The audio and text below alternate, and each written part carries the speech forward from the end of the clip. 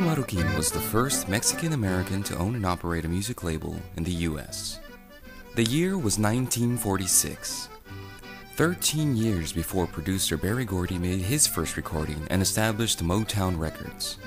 Like Gordy, Marroquin was an entrepreneur, but a music fan first. To be sure, he saw a need and desire for Spanish-language music within his community. But as someone who grew up listening to corridos and Mexican folk music, he understood the need for cultural expression of his people and of their cultural and economic aspirations. Esta canción le dedico a mi morena, se la dedico con todo mi corazón, para que sepa esa mujer que yo la quiero, y mientras viva ser el dueño de su amor. In the late 1920s and 30s, major labels like RCA in Colombia made a few recordings of Texas-Mexican artists like Narciso Martinez and singer Lydia Mendoza. But during World War II, all record production was stopped. When it resumed after the war in the mid-1940s, major labels went to Mexico in search of authentic Mexican music, essentially abandoning Texas-Mexican music. We had a jukebox route. And we couldn't find any records because during the war, everything was at standstill. And so my husband had to go to Mexico to get the recordings. Marroquin, born in Alice, Texas, decided to take matters into his own hands. The first song he recorded was with his wife Carmen and her sister Laura, performed in their kitchen. He initially called the label 4-Star Records, but later changed it to Ideal. Their first song, Se me fue mi amor a la guerra, My Love Went to War, became an immediate hit throughout the United States. Carmen Marroquin.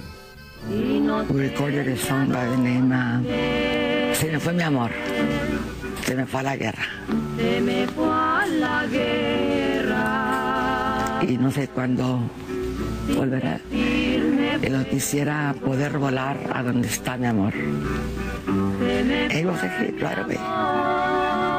The Marroquins, with Carmen and Laura as their top seller, founded the Ideal Record Company in Alice, Texas, and an industry was born. Times are slow, and but regardless of the fact, cars maybe didn't run that fast, but news traveled pretty fast, so it was pretty evident that they knew what Armando Marroquin was doing.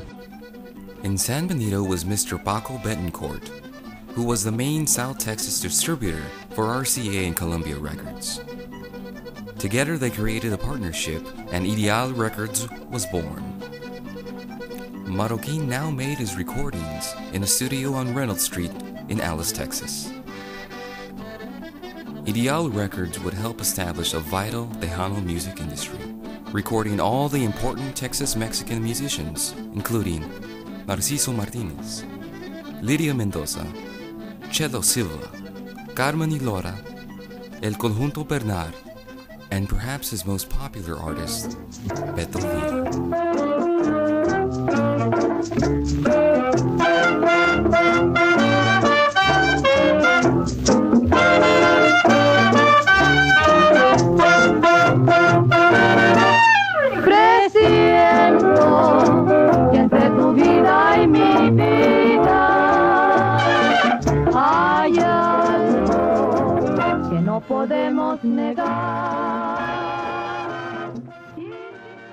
Beto Villa, the son of a prosperous tailor in Falfurrias, was a young saxophone player fresh out of high school. He had a big band orchestra that played the swing hits of the 30s and 40s. However, he saw that playing Latin boleros and mambos delighted his audiences as well as when he featured singers.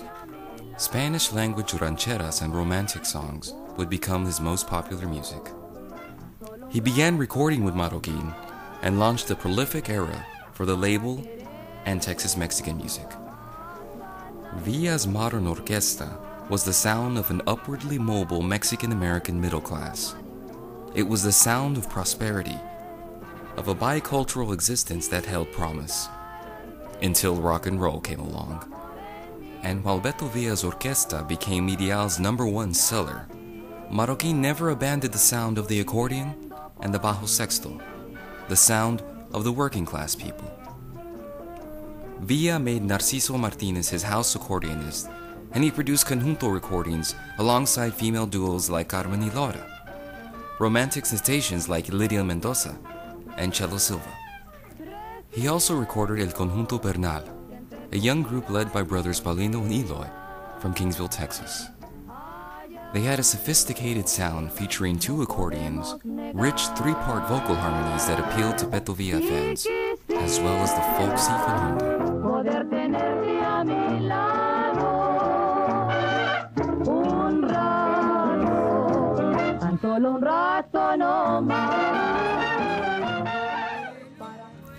Soon after, scores of record labels sprang up in the region and in San Antonio and Corpus Christi. If you look at the branches of the tree as part of this exhibit, you'll see the logos of many of them. Falcon Records, which opened in McAllen in 1947, was a big rival of Ideal, and launched the careers of Los Alegres de Terán and Ruben Vela. Another is Del Valle, also from McAllen. There's Mission Records, from Mission, Texas. Gaviota, from Corpus Christi. Rio Sombrero and Norteño, who were based in San Antonio. And there's Valmon, from Austin. We owe credit to these independent record labels in South Texas that launched the careers of Selena, Flaco Jimenez, Steve Jordan, Roberto Polido, Intocable, and more. In fact, some of today's most successful Tejano labels, Freddie Records, Hacienda, and Discos Joey, are still going strong. In 1990, Arjuli Records from California purchased all Ideal masters and has reissued many of the recordings to the delight of young audiences not only in Texas, but across the United States and around the world.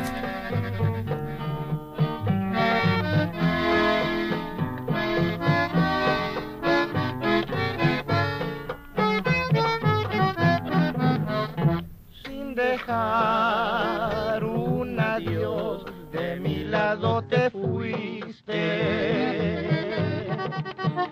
sin hallar un amor como el que ya perdiste, que gané con sufrir y derramar mi llanto.